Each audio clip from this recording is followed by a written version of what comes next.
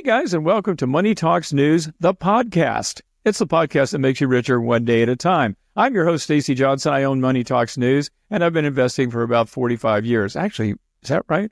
A long time. Anyway, today we're going to talk about tariffs. But before we do that, I'm going to give you everything you need to know about tariffs. Call it the idiot's guide to tariffs, okay? Because have you seen a word used more often lately than tariff? It's every day. It's in the news multiple times.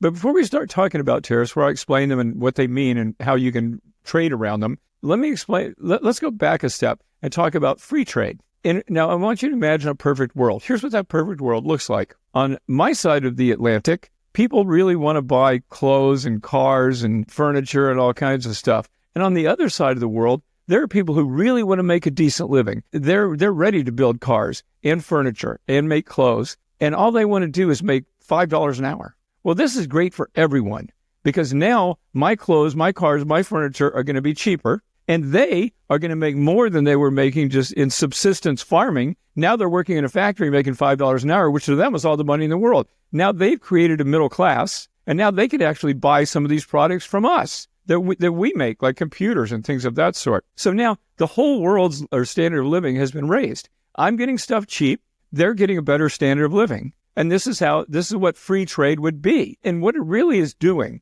is allocating the world's resources in a more intelligent way, right? I mean, if you've got cheaper labor and I've got, cheaper coal, then, it makes sense for you to buy coal from me and for me to have my stuff manufactured in your country. Everybody wins, right? That's free trade. So that's the way the world is supposed to be. That's the way the world should be. In an ideal world, trade would be free and the resources, that is the labor and the money, would flow borderless around the world to where it's most efficient, right? Does that make sense? Okay, so now let's introduce tariffs. Why isn't the world free? Well, as it happens, actually, let me tell you something. This is interesting to me. You hear the politicians all the time. They say this. They sent our jobs overseas. That's what they did. They sent our jobs overseas. The Chinese ripping us off. Well, let me tell you what actually happened. I'm from the South. I was born in Tennessee and grew up in Georgia and Virginia, South Carolina, Kentucky. And my father's from North Carolina. The reason I mention that is because there used to be a thriving industry in South Carolina in textiles. They made everything cloth, right? From carpets to shirts. And that was a huge, huge business and employed many thousands of South Carolinians and Americans in general. In North Carolina, home of furniture. They built furniture in North Carolina. It was a huge industry. Now, both those industries now are gone. Now, you know why they're gone? Is it because China stole our jobs? No, it's because we used cheaper labor in China, and they were able to build that furniture for much less, and they were able to make those shirts for much less. So instead of paying $30 for a shirt at Walmart, we were paying $10. Instead of paying $200 or $1,000 for a dresser from North Carolina, we're buying one for $200 that was made in China. So as a result, all the people making those goods here lost their jobs. So who really lost these jobs? You and me did. That's who. We're the ones who fired these people. We're the ones who got shirts for less money. We're the ones who paid less for furniture. And we're the ones who caused those people to get laid off.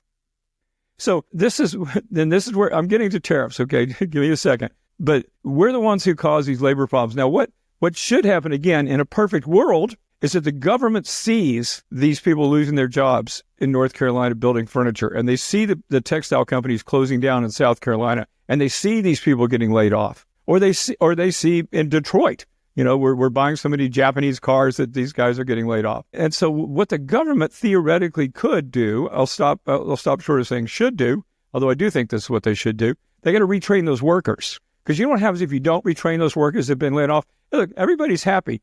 The people in China are making more money. They're not, farming, scratching a living out of the earth anymore. They're working in a factory making furniture, and we're buying it, and we're getting it cheaper. Everybody's happy, except those people who got laid off in that furniture factory and that textile factory. So what do? We retrain them to do something else that is of value in our economy. We've gradually gone from a goods economy to a service economy. So we train that furniture maker to go and repair computers or any number of other things, right? Now, this is what we should do, but this is not what we did do.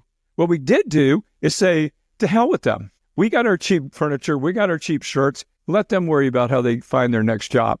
And what did they do? They got pissed. And that's why you have all this acrimony between the East Coast and the Mid-America people have been laid off in Detroit. These people are pissed because they expected to have a living that they didn't have. And the reason they didn't isn't because of the government.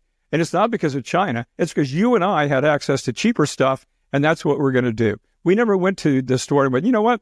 I think I'll pay $30 for this shirt so that I can employ one of my friends and one of my fellow citizens in South Carolina. We said, snatch up that $10 shirt. I don't give a damn where it was made. That's what we did. Okay, now, finally, I'm going to get around to tariffs. So what happens is we go, well, we might want to protect our car industry. And in fact, we have done this with tariffs. Do you know what the tariff is on Chinese cars in the United States? It's 100%.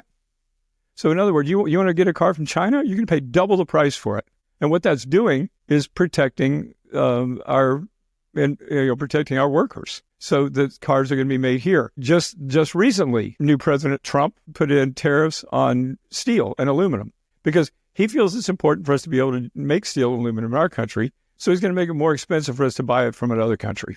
That's what a tariff is. A tariff is a tax. You go to the grocery store, you spend $100 on groceries, but did you?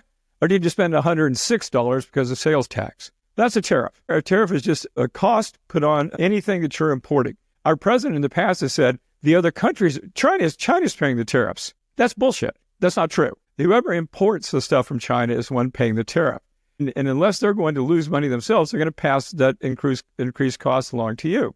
So that's what a tariff is. A tariff is a barrier to try to prevent your workers from getting fired. But what it's going to do automatically is make things go up in price. Let me give you an example. This is good. Okay, let's say that I make widgets. By the way, if you ever took a college course in accounting, widget is a common term. It's an imaginary product. Okay, so I make widgets, and I have to sell my widgets for $1.10. Otherwise, I won't make money. I'm paying my workers. They're American workers. Cost me $1.10. And then I go to the government and I say, China is selling these widgets for $1. I can't stay in business. I'm going to close if you can't help me. And the government says, Stacy, we're going to help you, not because you deserve help, because you gave a shitload of money to our lobbyists. That's why I'm being a little cynical. But anyway, the government says, we're going to help Stacy, and we're going to put a 25% tariff on all the widgets coming in from China. So now instead of $1, China's widgets are $1.25. Now mine are only $1.10. So now I'm now in business again, right?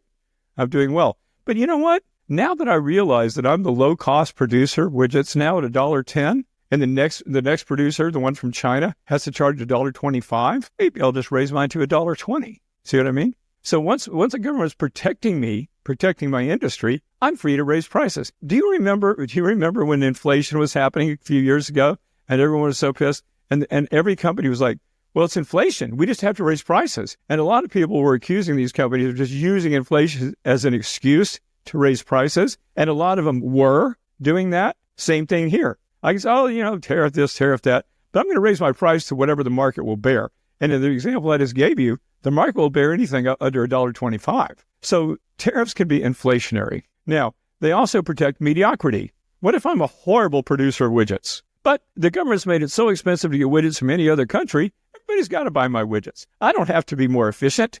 I don't have to do anything to make a better widget. So it kind of encourages mediocrity. And also, especially the environment we're in now, tariffs are preventing companies from knowing what the hell is going to happen next. I mean, imagine you're in an industry that uses tons and tons of steel and aluminum every single day. And in 1 hour, the President of the United States says, tariffs are going to be 25%. No, they're going to be 50. Wait, no, 50%. Oh, I don't know. I can't decide. Check with me in an hour. How the hell are you supposed to plan? You can't. Do you stockpile aluminum and steel now before the tariffs come on? Because that costs money too. You got to store all that stuff, right? I mean, if you don't know what's going to happen, you can't plan. And if you can't plan, you can't grow. When you have tariffs are one thing, but tariffs that are going up and down and right and left every 30 seconds are something else entirely. And what that is, it's horrible. It's horrible and you can tell because the stock market has been falling so much because the tariff talk has been so ridiculous. So anyway, if you can't plan and you don't know what's going to happen next, and the consumer confidence has gone down. As a matter of fact, today, it's mid-March, consumer confidence hit the lowest it's been in 4 years. And that's because people are hearing tariffs may raise prices. Tariffs may cause, they're going to cause me not to know what's going to happen. And that freaks me out. And that keeps me from spending money. I'm not going to go on a vacation if I might get laid off. I just don't know what I'm going to do. And so whenever you have uncertainty like that, whether you're a company or a person, it's going to free you. You're going to be a deer in the headlights, right? So these are the things you need to know about tariffs. One, what's free trade? Now you know what that is. That's no tariffs. And that's in an ideal world, that's true. Two, what a tariff is, just a tax. And it's usually designed to level the playing field. So in other words, if somebody else is undercutting us, here's an example. Governments will also often subsidize. So in other words, it costs them $1 to make a widget, but the government's paying 20 cents of it. So it's really going to cost that company 80 cents to make a widget. The government's not helping me. Well, that ain't fair. So if I found out the government's subsidizing this Chinese widget guy, then I'm going to try to get my government to subsidize me by giving me a tariff to keep him from to keep the level playing field. Make sense? Okay. So therefore, so tariffs can raise money for the government, obviously, because they're the ones collecting it. They protect jobs, we just talked about, and they force reshoring. Now, this is something big. What Trump has said is, we're going to bring all these jobs back to the United States because it's going to be so expensive to make widgets in China that they're going to have to build a widget factory here if they want to sell widgets in the United States. And that's going to employ Americans. This is logical, except for things that can't be made here, like avocados from Mexico, or the fact that it's going to take years to build that factory. And again, if I'm going to build a factory here, I better have some certainty about it. I'm going to spend $1 billion on a factory and all of a sudden the tariffs go away. I mean, you better let me know what the future is going to look like before I agree to spend $1 billion. It's been 4 years of building a factory. But anyway, that's what tariffs are for. Raising money for the government, protecting jobs, and forcing reshoring. Why they're bad? They're inflationary. I just explained that. They protect mediocrity. I also explained. And they hinder planning. So what should we be doing now? Really, to be honest with you, until we get a little more certainty, the stock market has been terrible. And I'm making a few moves. I am dollar cost averaging into the falling stock market. And I do think the tariffs will become more certain as time goes on. They have to be. They can't become less certain, that's for sure. So I would just keep an eye. Maybe when Trump stops changing his mind about tariffs every 20 minutes and goes to like every hour, maybe that would be a sign that things are starting to settle down. That was a joke. But, hopefully when things settle down, things become a little more certain, then the stock market can catch a bid, can start going back up again. And our corporations can start understanding what's going to happen in the future. And we can start understanding what's going to happen in the future. So there's some things you needed to know about tariffs. And use them to impress your friends tonight at a cocktail party. In the meantime, I'm almost done here, but I want you to follow me. I want you to go to moneytalksnews.com and subscribe to our newsletter. And I want you to tell your friends. And I want you to be my friend and show up right here next time. Have a great one.